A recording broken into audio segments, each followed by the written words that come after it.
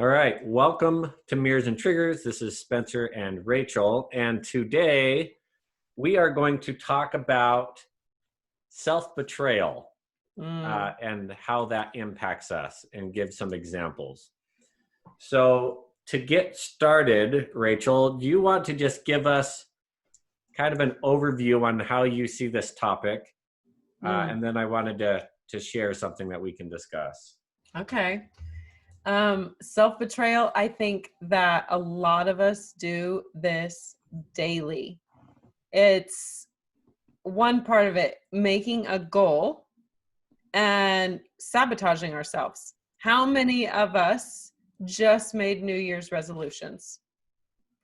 How many of us have betrayed ourselves and not followed through on what we said we would do? It's like lying to yourself. That's literally, I think, if you think about it in terms of a relationship, how hurt are we when someone betrays us? I mean, if it has a look, it's like sheer disgust and like, how could you ever do that? But yet we constantly do it to ourselves, and not on purpose usually, but we do. So why are we not giving ourselves the same scrutiny? Not that I'm saying we should like just rip ourselves apart, but why aren't we holding our nose to the fire, so to speak, and keeping ourselves in line, that self-actualization? Yeah, I think, unfortunately, I think we let ourselves down because we don't want to disappoint somebody else. Yep. And in doing so, we disappoint ourselves. Mm-hmm. And so, you know what? I am going to disappear for a second because I want something for later on in this conversation. So I'm going to let you talk for. I'm going to let you talk for 2 seconds, and I'm going to go grab something. Okay. Oh, look at that lovely picture of Spencer. It's like glamour shots. I love it. The big thing about, I think, the self-betrayal is that it tears us down. It really takes us apart brick by brick, because slowly when we give in to other people, right? That's the biggest reason. We either do it out of one, fear of actually accomplishing this thing that we set out to do, or we do it because of someone else's interjection. Oh, well, I have a bedtime at 10 p.m. Well, someone really wants me to stay up with them and do this thing. And so I give in and I betray myself in order to serve them. And that is not self-serving in any way. It is actually taking away from us to where we become a slave to other people's wants. And if you are a parent, you already are somewhat of a slave to other people's wants. If you're an employee, you're a slave to someone else's wants. You need to have something for yourself. Agreed. Good job, Rachel. I cannot wait to see what this magical object is. No, it's not a magical object. It's a book. And Oh, it's a quote. This book was called The Way of the Superior Man. love it. And there was a quote in there that I thought was interesting. And I want to share a story of something that happened to a friend of mine that made me think just recently. So Okay. I'm going to be a little bit vague in the details because we don't want to put anybody on blast. But I have a friend who is in the process of going through a divorce. And this is a divorce that they don't want, and they want to try to work through it, but their spouse doesn't want to. And so this friend of mine is also in recovery, and so at times I've known this individual for years. At times, this individual will call me up when they're struggling with temptations or thoughts or something that kind of goes against who they want to be. Mhm. And I am on their call tree, which we've discussed in the past. Call somebody, right? If you're feeling anxious or whatever, it's better to call and talk about it. And so I am on this individual's call tree, and they called me and they explained to me a situation and how they were really angry about it. And I just listened to them, and the details of the situation was they're splitting soon, um, and and they were both getting ready, and um, this individual was in the shower, and the spouse said, "Hey, can I come in, in the master bedroom?" They're like, you got the shower and the bath kind of all together, and they said, "Hey, I'm finishing to get ready to leave. Can I come in and get ready?" And after that, that individual was frustrated for the rest of the day. Um, he had made a comment, but he was frustrated for the rest of the day, and the details, I just heard him out. I just listened to him, um, and all you do is listen and say, "Hey, I can understand why you might feel that way," and when something happens to me, you share that. But the comment was the comment was, I didn't really want them in the bathroom. They would have never let me come in the bathroom. And ever since then, I've just been upset all day long. And it made me think, and it dawned on me, and we talked about this. I said, look, you betrayed yourself. You didn't want this to happen in terms of, the spouse coming into the bathroom, but you went along with it anyways, just because you wanted to keep the peace. But in keeping the peace, you betrayed yourself, and now you're frustrated. You're showing this frustration to your spouse, but in reality, you're really frustrated at yourself, Mhm. right? Mhm. And I thought to myself, how many times have I gotten upset at my ex-wife for something that she never did? And Mhm. I was mad at her and lashing out at her because I didn't do something that I know that I should have done. I didn't react in a way that I should have reacted. And so therefore, I lashed out at her. Or how many times in my life am I not happy with something at work, or something that's going on with somebody else, and then maybe I didn't perform the way that I wanted to, or didn't do something and I lash out at one of my kids because of it, right? And so that was the reason behind even thinking about this topic of betraying ourselves, and how do we get to a point where we aren't betraying ourselves. And so what are your thoughts there, um, after hearing that story? I think we all do it. So how do we get to the point that we don't do that?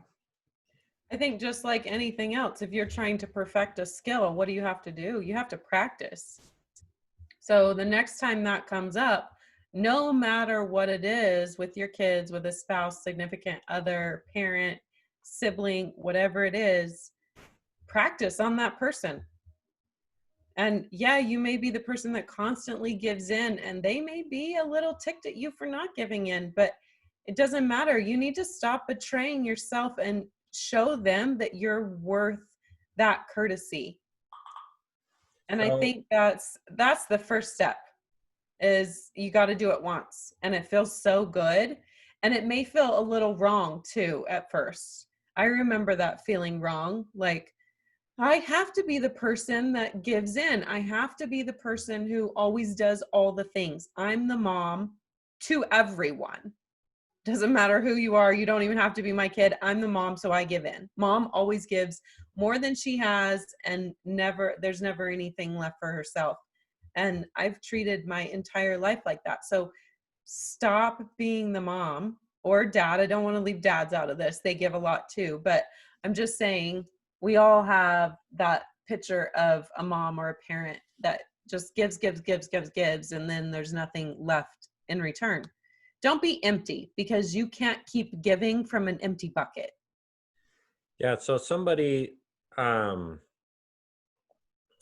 made a comment years ago, that I think was on Facebook or something, but they made the comment, if if I can't remember if it was like, if you had an extra $100 or something, what do you do with it?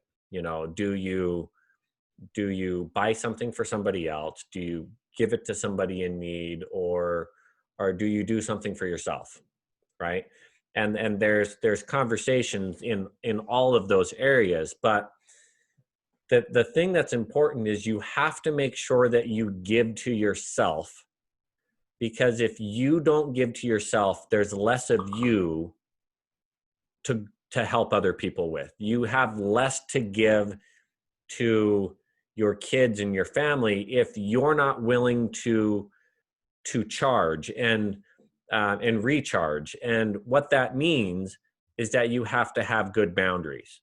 Mm-hmm. If you're tired and you need to sleep, you need to say, I'm tired and I need to sleep. Mm-hmm. And if you need your space, then you need to be able to say, I need my space. Right. Mm-hmm. And if you don't want somebody to come into the bathroom, you need to say, hey, you know what? I would really appreciate it if you didn't come into the bathroom. And you have to hold your ground. You're like, oh, I'm just going to do this. No, I really need my space and I need you to not come in the bathroom.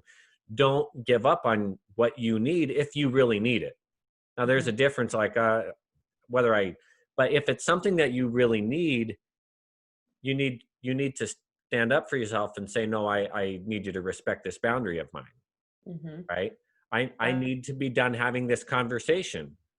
No, but we just need, no, I'm done. Right. Like, that's my boundary, because it is sucking the energy out of me. And so I need to have that boundary. But many times we don't do that. And then what we do is we've betrayed ourselves. Right. Right. Well, we name this mirrors and triggers for a reason, right? Because this is the constant thing that's happening in our life. The other flip side of the coin of this is when that is presented, right? The person is at the door asking if they can come in. What lesson can you learn for yourself? What mirror is being reflected? What trigger is going off? What can you foresee in your future that you can actually learn from so that you can change that? Because that would definitely go along with step 1 and 2 is, you've got to practice here. So for you to be able to keep the ball rolling, so to speak, how are you going to keep it in motion? How are you going to learn and propel yourself forward? Do you know what I'm saying? What's the lesson there? And I think the other thing is making sure that, I totally drew a blank on where I was going to go with this, but what we have to make sure that we do is we're not losing confidence in ourselves, right? Mm-hmm. And this is where I was actually going to go before I had my little pause there in my thought process, is when you say I need something, you don't have to be a jerk about it. You don't have to be, any of these other words that we could use. But it's probably not going to come off very well the first time. Right. And kind of like you said, you're going to have to practice it, and you're going to have to get to the point where you can sit, if you're frustrated and you let it build up, it's going to come out. No, get the heck out of here. Right.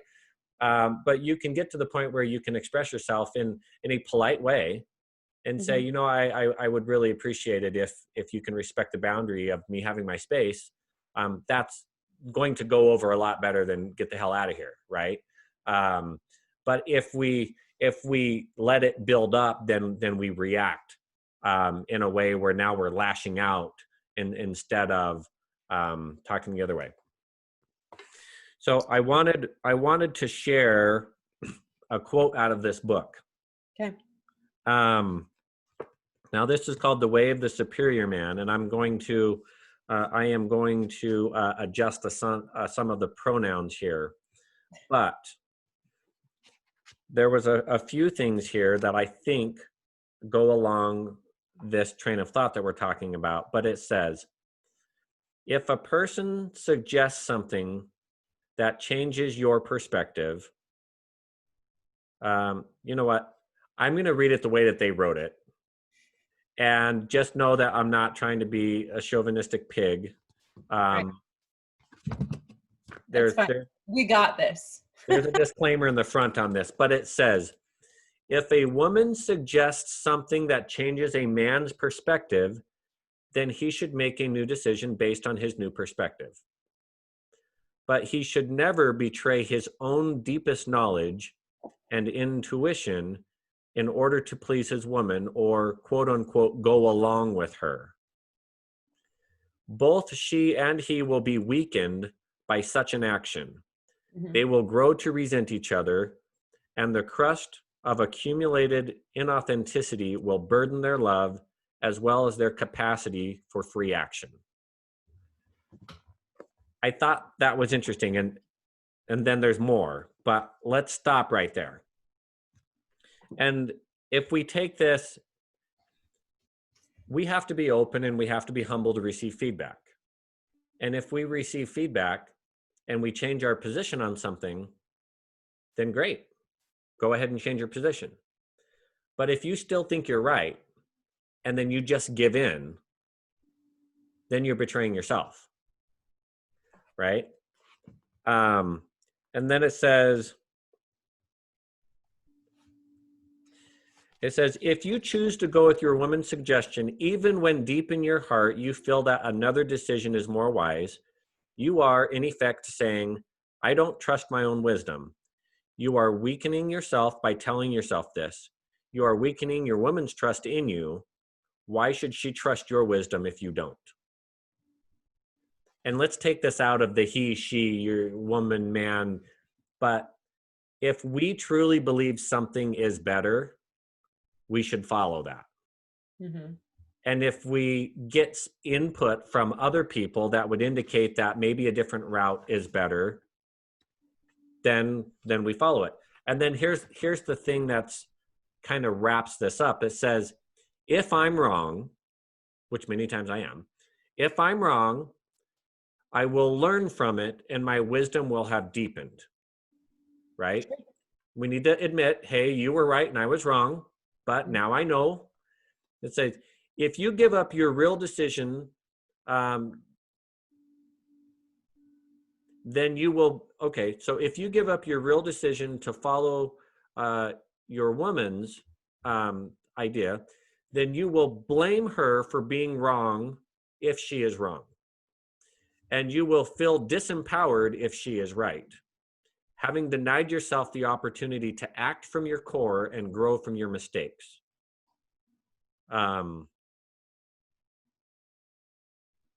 So whether you make the right decision or the wrong decision, but whatever happens, it is your best shot and you will strengthen your capacity for future action. The reason I wanted to share that is because I can tell you from a past relationship of mine that there were many times that I did not stand up for myself. There were many times that I did not think an action was the right action to take, but I just went along with it. And so I felt like less of a person because of it. And I can tell you that the person that I was with lost confidence in me because of it. They can feel it. They can feel the energy. And had I actually stood up and said, no, I think that we should do it this way, regardless of what the outcome was, they would have respected me as somebody that's confident, regardless of whether I was wrong. Right. If I was wrong and I can say, hey, I was totally wrong on that one, um, I'm my bad. But at least I was confident in that decision. But when you start to just deny and betray what you think is right, you lose that. You lose that, and then the people around you lose the confidence in you as well. Right. Well, it goes back to how you do one thing, you do all things, right? Like if you're willing to betray yourself, who's to say you're not willing to betray them or anyone? Yeah. And it's super important that we have to make sure that what I'm not saying is that you railroad everybody around you Right. because I'm always right. Right? Now Right. that is This isn't not what what I'm we're saying. saying. No. Yeah, that is not what I'm saying because that's not healthy either. Right. Becoming a jerk is never healthy. No, that will not help. I'm always right, you're wrong. We're going to do it my way always. Right. That's not what I'm trying to say here, and some people might Well, interpret it that way. I liked how in the beginning where you started, it said if a woman suggests something and changes the mind of the man, and let's remember that this book is written for a man, right? We're not being sexist pigs here. Right. Um, so it, and vice versa. If a man were to suggest something to a woman and it changes her mind, it just means that either one of you is open to suggestion and open to a different outcome. And that's okay as long as there's a conversation. You're not betraying yourself if you are given all the facts and make a different decision than the one you originally came with. That's not betrayal. Betrayal is knowing what you wanted to happen and did not want to deviate from that because of a deep feeling and still deviating. Right. Let me read this full paragraph because I think that this helps not be as much of a chauvinistic pig. But it says, however, if you listen to your woman, taking everything she says into account, right? And that's the key here. Taking everything that she says into account. Like I heard you, not la la la la la, I'm doing what I want to do. But saying taking everything she said into account and making your own best decision, then you are acting in accordance with your core, which is what we're talking about. You want to act with your core, taking in all the information that you possibly can. You are saying, in effect, my deepest wisdom is leading me to this decision. Right. If I am wrong, I will learn from it and my wisdom will have deepened. I am willing to be wrong and grow from it. I trust this process of acting from my deepest wisdom. So it's not saying you're always right and don't listen to other people. It's saying get everything, understand it, understand where they're coming from and why, and then make the decision based on that. And if you're wrong, it's okay if you're wrong. Learn from it, admit it, and then move forward. And next time you will have more knowledge to work with. Mm-hmm. And so I read that after the conversation that I had with my friend, and I thought that it related because it's talking about denying who you are, like betraying your core, Right. right? Exactly. I think many times we betray our core um, because we're trying to be something that we think the other person wants us to be. Yep. It's living in that fear space of maybe they won't accept me if I don't agree with them or don't do what they want me to do or whatever. And that is the biggest betrayal because you are lying to yourself and to them because you're showing them one thing. I think that happens a lot when we're young. And that's how we end up in these relationships and then divorcing by the time before we're 40 is we were all fun and games, but we weren't being our true self. And maybe we didn't even know who our true self was. We were betraying ourselves and didn't even know it because we hadn't come into our full selves, not understanding who we are. So I can think of many conversations that I had in a relationship where there might have been a difference of opinion, Mm-hmm. or there was feedback that was being given that I might not have agreed with. Mm-hmm. And instead of sharing what I actually felt, I just said, okay, okay, okay. Like I don't want to be argumentative. And in my first marriage, I bulldozed my wife. Like I will totally admit it. I did not give her the space. I I bulldozed her over. We got married very young. I was 5 years older, and so I did not do what I needed to do there. So I tried to learn from it. And in my second one, I tried to be as agreeable as I could and just said okay a lot. But the reality is I betrayed myself and who I was as a core. At my core, I didn't stand up for myself. And therefore there was a lot of trust lost in my confidence for me and for them because I didn't voice what I was actually really feeling. And I think we would have gotten a lot further in our conversations and in our trust and in our connection with each other had I actually stood up for what my core belief was about whatever that topic was, regardless of whether they like it or not. This did not say if the other person likes the decision, do it, and then if they don't, right? It's about being true to who you are as a person, and that coming out strengthens your own confidence, and confidence is sexy, right? Yes, it is. It is Confidence very is sexy, sexy. right?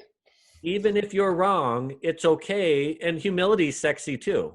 And if Mm-hmm. you can put the two of them together, I mean, that's a great, right? That's a great combination, Super sexy. That's super sexy. right? That's like super sexy. So, Mm-hmm. Yeah. anyways, anything else that you want to add to that?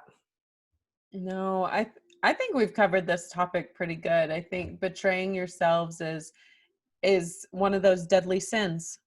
Honestly, I mean, it's the biblical terms of literally, it's a deadly sin. It's a long, dark road of not being your true self. So don't kill yourself slowly. Don't commit the sin. Be true to yourself. It's like eating away at yourself from the inside out. Mm-hmm. And it's like a tree rotting from the inside out where you don't really understand what's happening Mm-hmm. until you can't fix it, right? I believe, like I told you, in my first marriage, I railroaded my first wife. Mm-hmm. Like I can talk pretty well. I give lots of reasons as to why we do certain things, and she just accepted it and said okay. And she did it for years and years and years, and it just, for her, it got to the point that there was no return because it just eroded from the inside out. And then I did the exact opposite in my second one. I destroyed it from the inside out by not being true to my core. And so being true to your core, if somebody wants to be in a relationship with you and you're like, I'm not ready for that, but I would like to keep dating you, that is going to get you much further than saying, okay, yeah, I guess that we should be in a relationship, even though you're really not there. Mm-hmm. You're not being true to yourself, and that relationship will die because you were not true to your core, Right. right? Yeah. In Um, both instances. Yeah. It's funny because you flipped 180 degrees. It's like you got to see the other side. Well, right. And I think many of us do that where, Mhm. and again, this is the difference between knowledge and wisdom is I did it wrong. Then I was like, well, I did that wrong. So I'm going to do it this way, which is still wrong, but just wrong on the other side. And then I have to put those two together and then come back to the middle.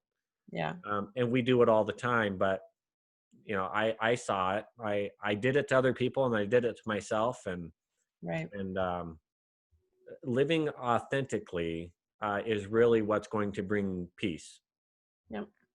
Yeah. I coach for a living, and the biggest thing that I see is people trying to live by other standards, not their own standards, not what they really want, by what their parents want, what their significant other wants, what they think their children really want, or what they believe is going to be the perfect life. They're living up to whatever that is, but they're not truly happy. They sit here and go, I have a dream life. I'm like, but do you want to live it? Right. I heard the comment that good boundaries destroy bad relationships, right? Good boundaries destroy bad relationships. So if you can have a good boundary with yourself and then your relationship stands, that's a good thing, Hmm. because good boundaries are going to create good relationships and they're going to destroy bad relationships. Yeah. Um, Bad relationships can destroy good boundaries too. So be careful. right. There you have it. So anyways, I just thought that was a topic that we could discuss. It was something I had been thinking about a lot recently. Um, Like it. and so I just thought it was something that we could discuss and share. And hopefully there was something that we've been able to share today that, was helpful for somebody. So, Yeah. All right. Keep all your right. boundaries. We keep on that topic. Maybe this is 2021 is the year to make and keep your boundaries. Right. All right. Well, thank you, Rachel. And thank you for all of you that are listening. If you do have any comments, go ahead and put them below or send us an email. If there's any topics that you would like us to discuss, send it to us, mirrorsandtriggers@gmail.com, and then we will go from there. So, all righty. Thank you much, and we'll talk to you soon.